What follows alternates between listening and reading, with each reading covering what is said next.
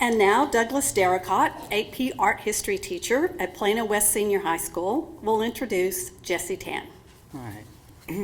Well, I'm very grateful to have the opportunity here today to talk about Jesse. Our sixth period class that he was in last year was pretty small. And so at first I was a little nervous about this because it didn't have the, I was afraid we wouldn't have the energy of a larger class. But eventually it got to feel kind of like a college seminar, not really a high school class. And a lot of that is because of Jesse playing a part in it. I'm sure he remembers a lot of things I wouldn't want you to remember, but he was very well respected in the class by the others. We had a very diverse group of students. And you know how you feel when you're in a class and there's someone there that, pretty much knows everything.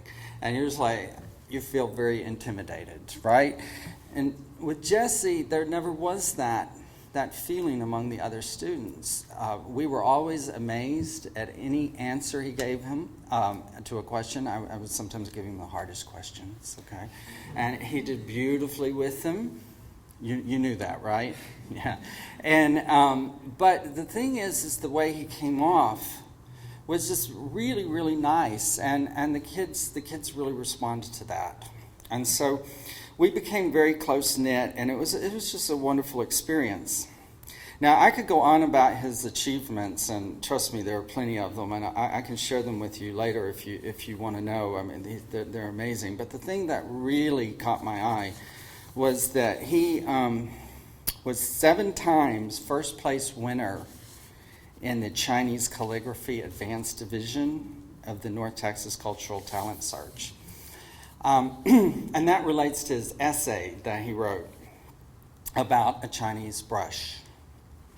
He said, "My old Chinese calligraphy brush with its sleek bamboo body and soft black hairs was a portal, an essential key to unlocking a deeper understanding of my culture, my family, and myself." And I thought, oh, fantastic, this is something that we kind of hope for, that students start to understand that something so simple as a brush can really carry or resonate so powerfully, that can carry such appreciation. It can kind of connect things, connect people, suggest relationships, suggest connections from one generation to another. He goes on to say, "My parents' mentorship in the art of Chinese calligraphy, just as their parents had taught them, was a simple traditional way to hone self-discipline." And when I think of Jesse, I think of self-discipline. I do think of a brush. It's very elegant. It's very humble, modest, unassuming, but it does beautiful work. And to me, that sounds very much like Jesse. The object I respond to, and Jesse's heard this story before, is not as classy as a brush, unfortunately. It's a comb. In the Ozarks, there was a man once who didn't show up for the draft in 1917 for World War I.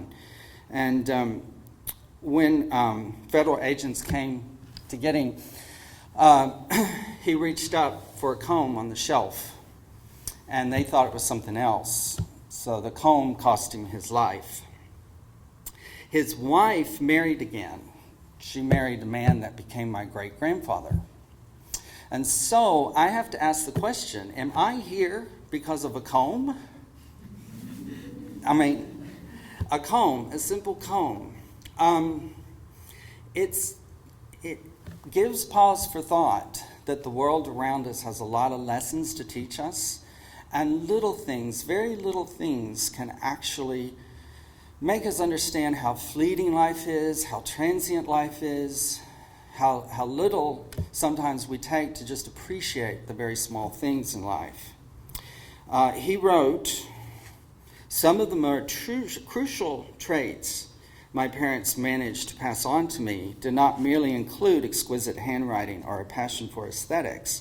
In fact, the portal of the calligraphy brush molded a newfound respect for tolerance, cultural awareness and open-mindedness that I lacked before.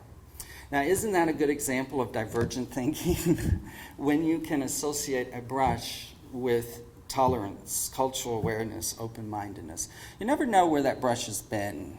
What did it write? A proposal for marriage? What was it, a gift from someone precious? Where has it been? And what is it capable of doing? I think all of these things are things that I think very much of Jesse. When I think of the brush, I think of something that we might associate with the term that sometimes can be problematic, civilization. But at the heart of that term, civilization, is the word civil, civility. It's kind of hard in the classroom to teach civility when you see not so much of it outside the classroom.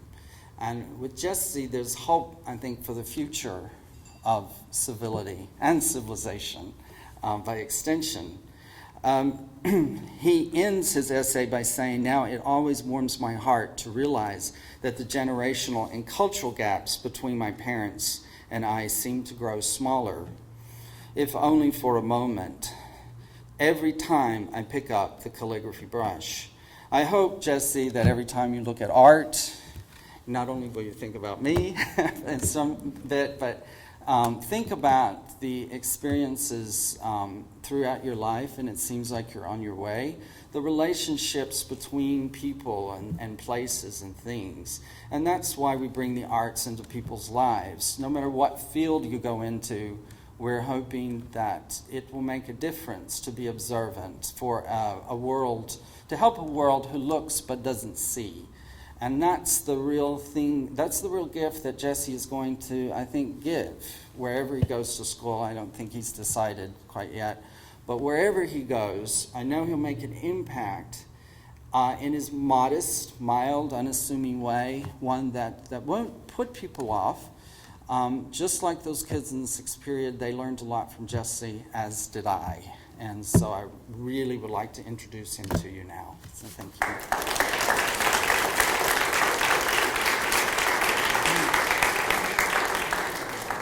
The twin pillars of the fine arts and music have always played a large role in my life, ever since a very early age. As a young child, I remember sitting down at the dining room table and my mother patiently teaching me how to properly hold the calligraphy brush, and later on, even holding some pretty heated competitions with my siblings in order to see whose skills were the more refined. As for music, violin and piano were my 2 instruments of choice, and in the car, more often than not, the radio station was constantly being switched to classical 101.1. For me, music and the fine arts are ways to sort of tap into the hidden wells of expression and potential that everyone has deep within them. Some of the main tenets I've taken away as a student heavily involved in the fine arts include a spirit of creative innovation, a willingness to take risks, and an avid desire to tackle a rigorous course load. My instructors for my fine arts courses have frequently challenged me to develop my own train of independent thought and to hone my sense of intellectual curiosity. Whether it be through analyzing potential motives behind a piece of contemporary artwork or puzzling out the correct chords and harmonies in a musical composition, such stimulating courses have really served and encouraged me to foster an ambitious mind that looks to the future. Participating in the Young Masters Art History exhibition last year, which is also sponsored by the O'Donnell Foundation, was definitely one such unforgettable experience. As one of the finalists, I was actually invited to go down to the Dallas Museum of Art and actually got the opportunity to discuss artwork with some of the interns that are working there. I even had the rare chance to peruse the DMA's private collection of research in order to sort of improve my essay. So that was definitely something that really stuck with me. Being able to see my work displayed in the concourse of the DMA at the very end of the exhibition was an experience that was both simultaneously exciting and extremely humbling. Outside of the fine arts, I've also taken several other AP classes. By the end of my senior year, I will have taken 16 in total, including AP Art History and AP Music Theory. I'm also pretty active as president of Plano West Junior World Affairs Council, which is a club that deals with sort of familiarizing students with things like current events and foreign policy. Additionally, I've also conducted summer research at NASA's Johnson Space Center down in Houston, where I got to work with engineers and see firsthand how they sort of incorporated both the aesthetics of fine arts in their designing alongside engineering principles to sort of improve their projects. Like Mr. Derricott said, although I'm not 100% sure right now, I will most likely be attending Johns Hopkins University in the fall to study biomedical engineering.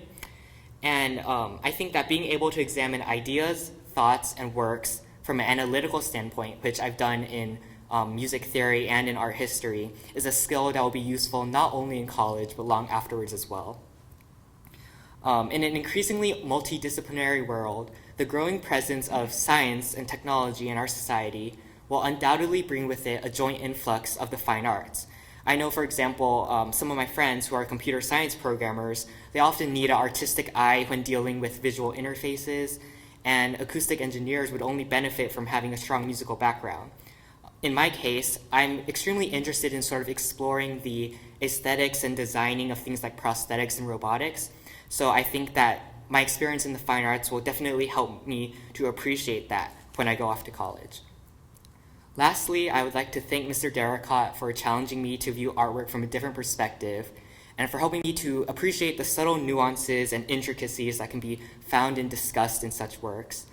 I would also like to thank Mr. Sato for helping me to learn and decode the intricate language of music this year, and for helping me to develop what he so cleverly calls hearing eyes and seeing ears whenever I encounter a piece of music.